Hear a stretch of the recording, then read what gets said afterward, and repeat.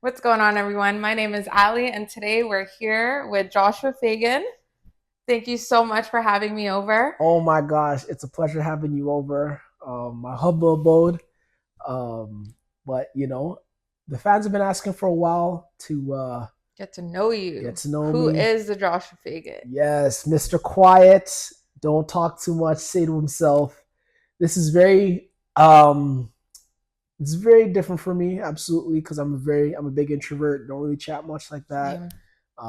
Same. I know, trust me. Introvert gang. Introvert gang for sure. Introvert gang for sure. And I kind of, I'm so used to being to myself, so hmm used to just, putting my head to the ground and working. But you know, it's about time that the work gets out. People know what's going on and get to know me. So I'm very, very pleased and very happy to be here right now. hmm Yeah. So tell us who Joshua Fagan is and how did we get here?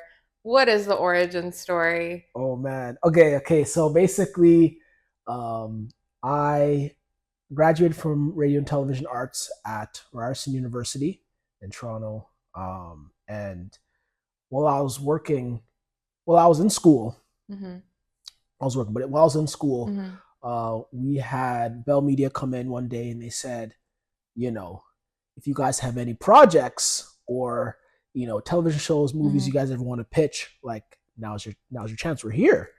And at the time, I didn't have any projects.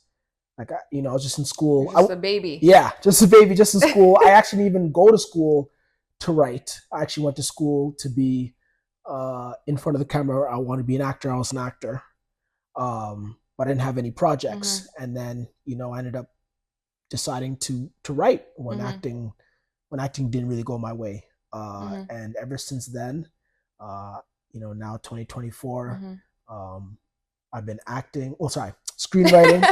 Yeah, trust Can't me, take the actor out of can't you. take the actor out of me. Yeah, so I've been screenwriting, hmm and I've been writing books. So it's been So a you went journey from being in front of the camera to behind to the. behind the scenes. Yeah, and that's the hmm biggest thing. Like for me, I never thought I would do that. If anything, in school, I was like, just put me in front of the camera. Like I don't even want to hmm deal with that kind of hmm stuff. But lo and What was behold, that transition like? Like, what made you fall in love with writing and like being more of a storyteller than acting it out? I've always been a storyteller my whole life. Um, hmm but what happened was, uh, being an actor, finding an agent, and going through the game. While I was successful, hmm I've done stuff with Disney, American Heroes Channel, and such.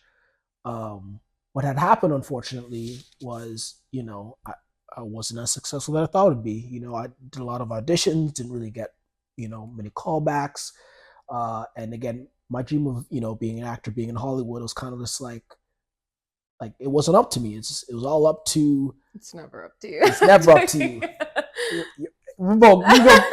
You jumping ahead. You talk about the secret right now. Okay.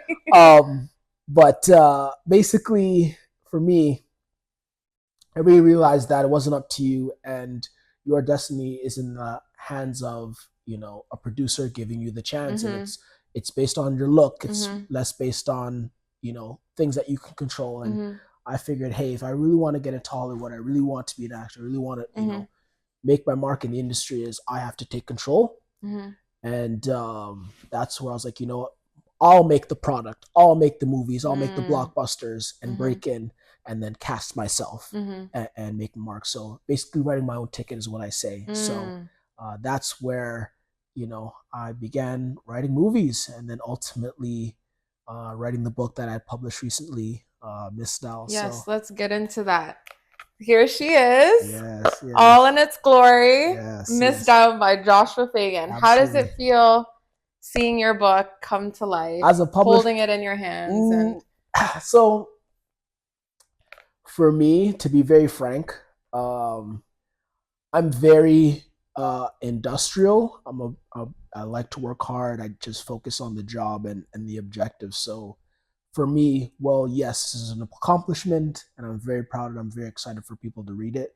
The biggest thing for me is just getting it done and seeing that impact. So for me, it is something I'm very proud of. But the biggest thing is I want people to see my work and read it and enjoy it the same way I wrote it, because Mm. a lot of my work, there's a lot of passion behind what I write. Like, if you read my book, you could, and you knew me, you're like, this is Yeah, Joshua like Fagan. when you're reading the pages, it's like you're reading your mind kind of thing. And Uh, like you hear your voice and how you talk and stuff. And I think that's very important, not just as a writer, but as a creative too, yeah. where it's like you're an extension of your own work and even like touching strangers and stuff like that that don't know you, but it's your own voice. I think that's very powerful and strong. And I think that came across Misdial too. No, absolutely, and I appreciate that. And the biggest thing is, Misdial was my very first project as a writer. Mm-hmm. Sorry, my very first movie as a writer, because I had a show. My very first project was a show based on my life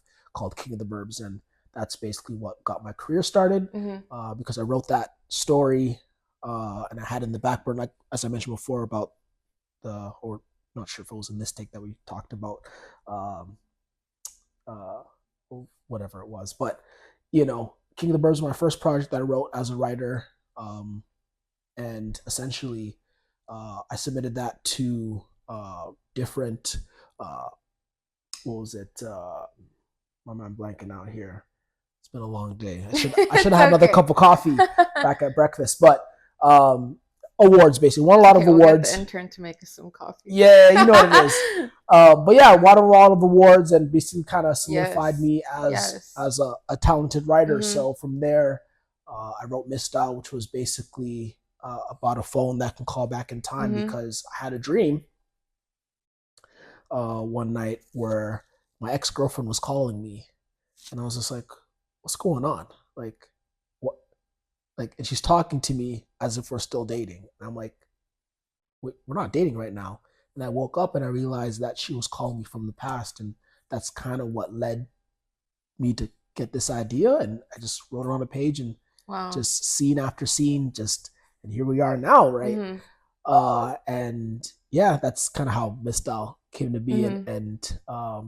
as a screenwriter, it's very difficult to ask a producer to give you $30 million or $100 million to produce something, because Hollywood is very different than it was back in the 80s, Mm-hmm. 90s, whatever, right? So Mm-hmm.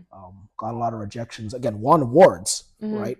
But a lot of rejections in terms of getting it So sold. winning you said you won an award for Misdial. Yeah, so 6-time award winning. yeah, so won awards for Misdial and King By of the winning Burbs. the awards for Misdial, did that change anything for you? Did that, or did it not? Like, did, Oh, yeah, winning those awards, I was like, I'm a shoe in. yeah. It was so funny because when I got my first office job, I was in talks with the producers of Training Day.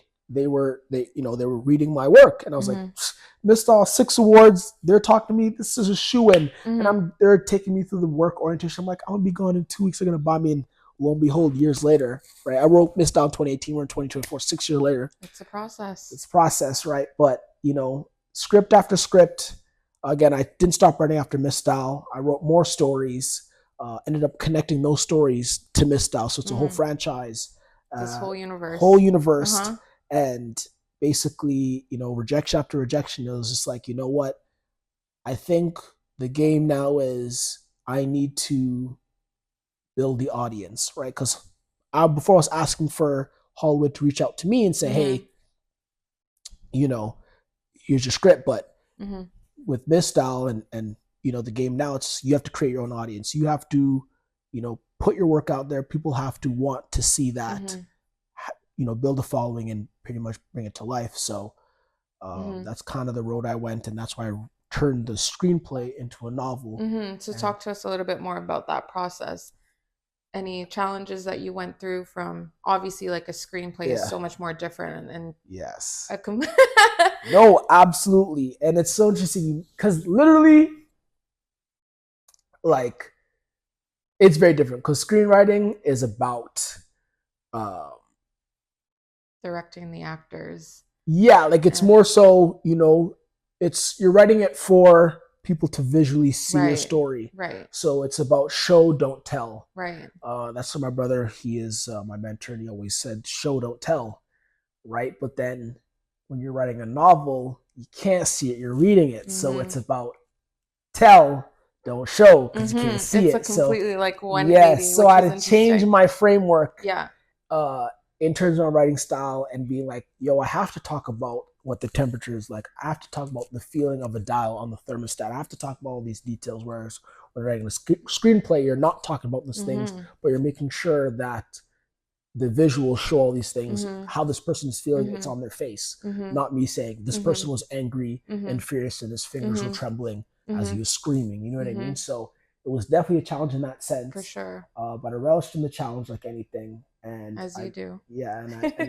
I just took it to the chin, got the work done, and essentially made Misdial what it is now as a novel. And I'm very proud of the work. I'm very excited because my biggest thing is I write and I tell stories because I just generally love telling stories. I've always Mm-hmm. done that, and I'm excited to see and hear what people have to say about my work because it can be very powerful and very introspective and very uh, theme heavy. And what were the themes of the book, and how did you come up with the themes and like?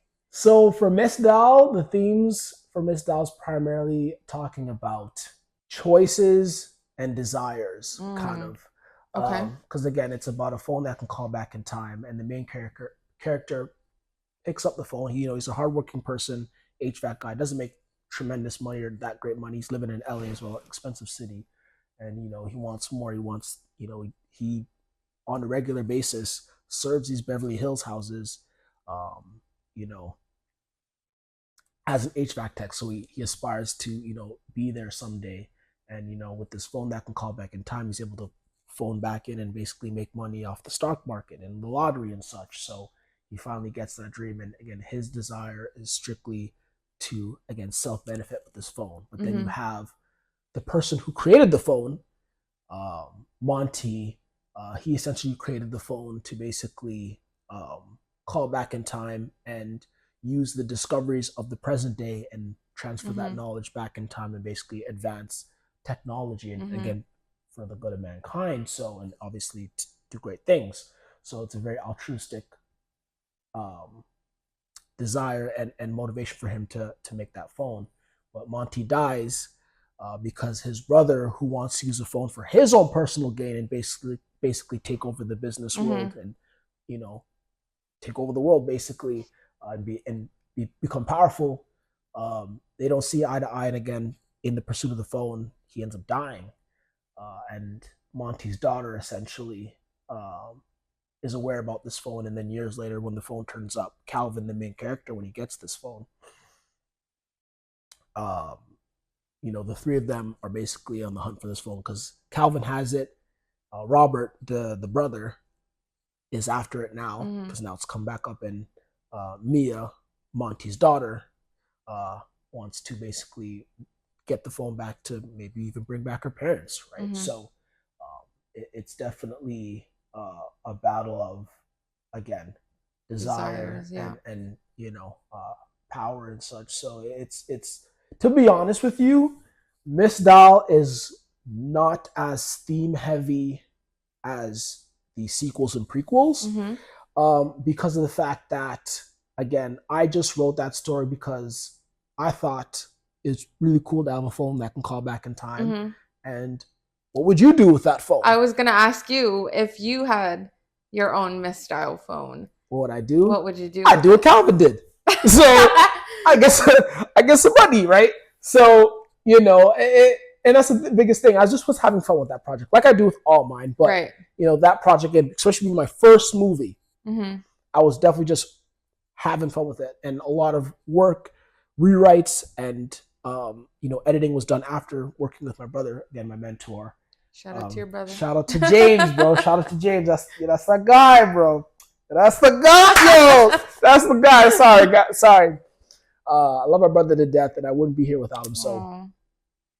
yeah, I definitely have to dap him for sure. But going back to topic, yeah, it was Miss Dow just naturally because it was my first project. Again, it wasn't theme heavy, Mm-hmm. right? I wasn't really You were just more immersed in the story and like absolutely and just telling what it's I all feel, passion. all passion, just Yeah. having fun with it. Like Yeah. As when you should. and Yeah. when you're reading the story, you can see like them The just having fun. yeah. You know what I mean? Yeah. But then later, as Mm-hmm. I progressed as a writer, all the things that I learned, all the mistakes I made in my early years as a writer, I curbed those and became more focused Mm-hmm. on the themes and the elements. And I'm just very, very, very sharp and very, very critical of my writing now. Mm-hmm. So, as much as, That growth. Mm-hmm. oh, like, you don't understand the next two projects that I have coming out, Stay tuned. holy smokes. Like the next, so we just submitted it for publishing. Mm-hmm. The prequel to Misdial, that project, like that is just like, I think that's going to shut everything down, to be honest. um that is a very powerful story, because essentially I wrote that story when I was really going through the struggle of Hollywood, right? you know Doing project after project, writing after writing, getting rejection after rejection. For me, when I get a rejection, I'm like, okay, what did I do wrong? How can I improve my work and get it? Because I watch movies all the time. I Mm-hmm. watch, read stories all the time, and it's like there's a formula, there's a science behind storytelling. What makes blockbusters Absolutely. blockbusters? What makes good storytelling good storytelling? So, as I was writing, and I think the second prequel, so there's two prequels coming out, but I know, lots of work, but essentially the story after, so the third book that's coming out, essentially I wrote that before the first book that's coming out after this book. You just So have books up your yes, sleeve. so very confusing, but basically, uh book number 3 that's coming out, I wrote that before I wrote book number 2, and that book is sharp. I'm not going to give away the name for that. I'm going to withhold that. But that book is actually, just in terms of storytelling, sharp, sharp, sharp to the T. Characters are sharp, story sharp, dialogue sharp, everything sharp.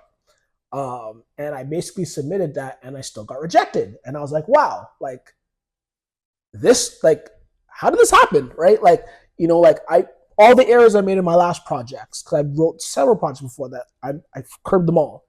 What is the problem? So I was really, really, really down, and I was really just going through it. And I said, wow, I did everything I possibly could Mm-hmm. and fixed everything, and I was as sharp as I could be, and I still got rejected. So I basically wrote a story about a man who's a scientist named Winston. And he, again, brilliant guy, EQ, IQ out of 10, but unfortunately his world is crumbling around him. Um, his son is dying of Huntington's disease. Um, his wife is leaving him, and his business is basically on the verge of bankruptcy, and All he's the losing L's that a man all can. the L's that a man can get. And then you have another guy. His name is Vince Pryor.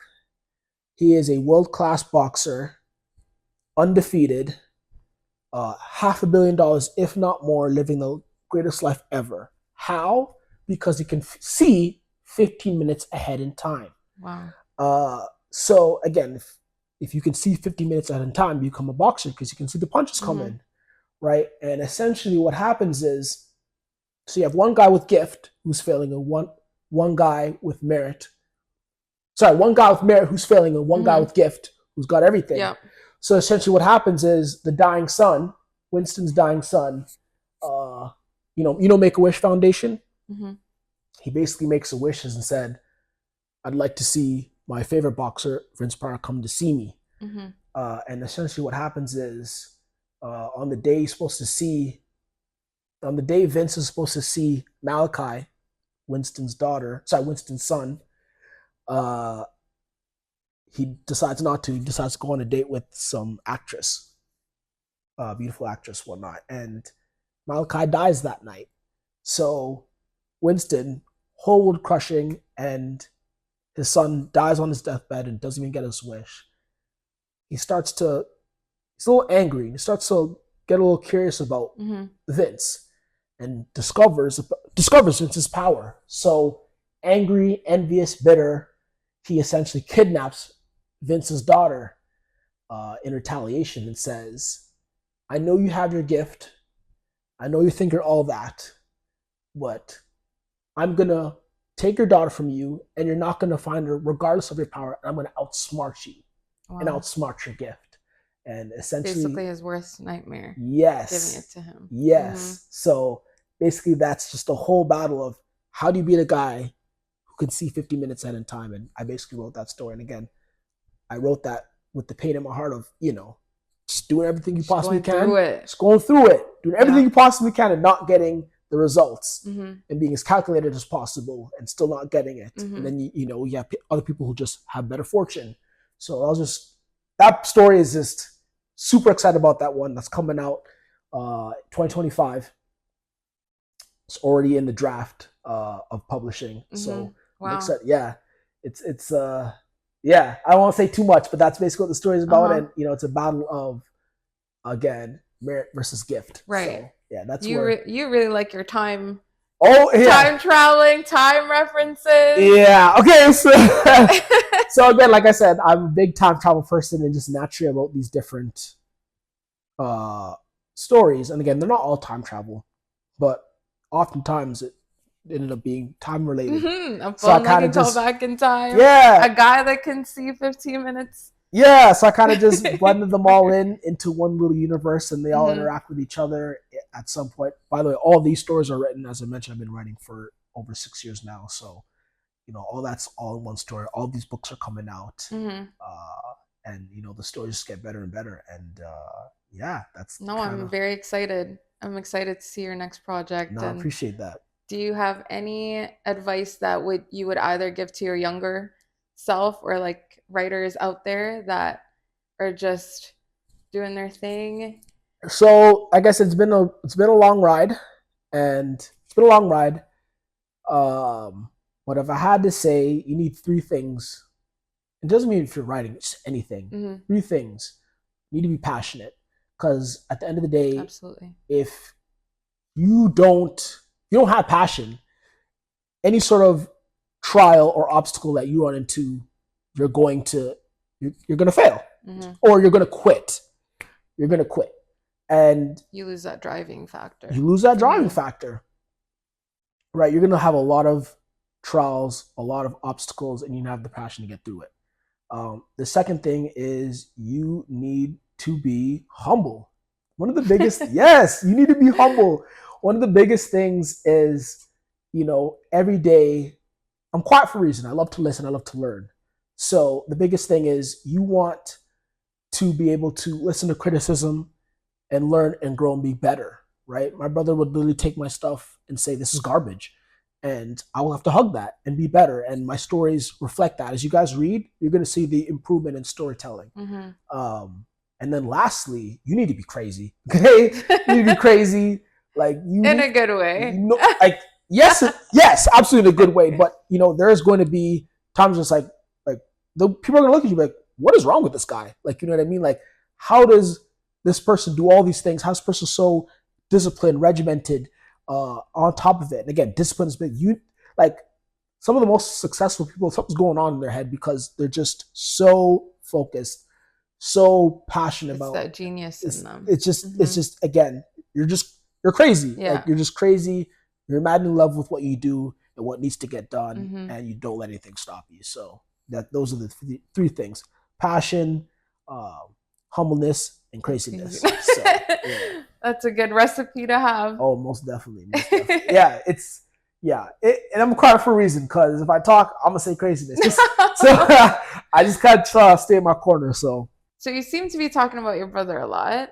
Talk to me about your relationship with him and the influence that he has on like your work and obviously just you in general. yeah. So my brother, he's older than me by 4 years, and he's always, straight A's in school, clever, funny. Like, I have two people in my life where I can bring them to any function, put them in any room, and I wouldn't even say the life of the party. Like, they just bring so much to like, they're just so pleasant, Mm-hmm. and it's like, wow, right? And my brother's one of those. one of the two is my brother, and basically I've always looked up to him as the younger brother, and That's very sweet. he's always put me on game about everything, anything and everything. Mm-hmm. He's just so wise, and for him to look at my work and say, "Josh, you have something. Let's like." My brother would really take time out of his day and take a script, mark it up, and legit bring it back to me and say, "I'm mad you made me read this." Like, yes. So you know what I mean, and him just being critical of my work and being like, "Yo, like you need to be better." And I Mm-hmm. think that's what my mother's always done for me is he's always pushed me to be better, Mm-hmm. and I've always lived by that. And That's really important. anytime, Yeah. again, anytime when it comes to my work or just me as a being, like my brother's just done so much for me and building the person I am, and that's my guy. Period. So talk to me about any influences that you have or what inspires you to do your work. So my barber asked me this question the other day, and the truth is, for me, what inspires me or who inspires me is basically people who have done it before. So whether you talk about, James Cameron or, you know, what's his name, other dude from, Ryan Reynolds, Ryan Gosling. Like Mm-hmm. I just like to name Canadians. Being a Canadian, I like to compare their, you know, their journey to my own because again, it's very different. Coming up as an American or Mm-hmm. somewhere else because again, just the way things are. Mm-hmm. But to see people from your own country, your own town, Mm-hmm. reach certain levels of success, you're just like, wow. And even people in business, right? People who struggle. Like I think one of the biggest ones that hit me was like Katy Perry, and I've heard like she just went through like rounds and rounds of deals and like before things really popped Right. off for her. So you know anybody who's done it basically what inspires me. So yeah. Is there a particular like top two, top three Oh, top two, top like three. influences that you know Oh man. doesn't have to be So famous yeah, or I mean, I like to use Dr. Dre sometimes okay. because Dr. Dre is the type of person where again it's all about the work, the craft, being a perfectionist. You know what I Mm-hmm. mean? And I like to say Dre too because I'm a big music person Mm-hmm. and I'm a big producer. Like people talk about artists, I talk about producers. I'm talking about Mm. like people who make the music you pop your head to, right? Like they're the heart and blood of the And what kind of track. producers? Who? Look like again like Dr. Dre, right? Like Yeah. and again they're the ones again crafting the beat, being very meticulous about the notes, right? And storytelling is actually very similar to music, where Wow. again, like the intro, and then you have the hook, right? And then you have it's all like it's one It's like a dance. story. Yeah, it's Mm-hmm. basically a dance, a story, your lyrical story, or Mm-hmm. melodical story, whatever Mm-hmm. have you. But that's I related to that, and it's like a man like Dr. Dre again, he's a perfectionist, right? And he's getting it done, right? And look at like you have Detox, right? Like Detox was supposed Right. to come out years ago, but from what I hear, Detox ain't coming out because Dre ain't feeling it. You know what I mean? I don't know him personally. I'm just saying, like, it sounds like it's not the project that he wants to put out. He's not just going to put out anything. He's going to make sure it's sharp, make sure it's what he wants, right? He wants to make that impact like he Mm-hmm. did 2001, right? So No, I respect that because yeah, it's not just like a cash grab. It's like he's putting his name on it, so it has to be aligned with, yeah, you know. it's all about the craft. And Yeah. I'm a big yo. It's all about the craft.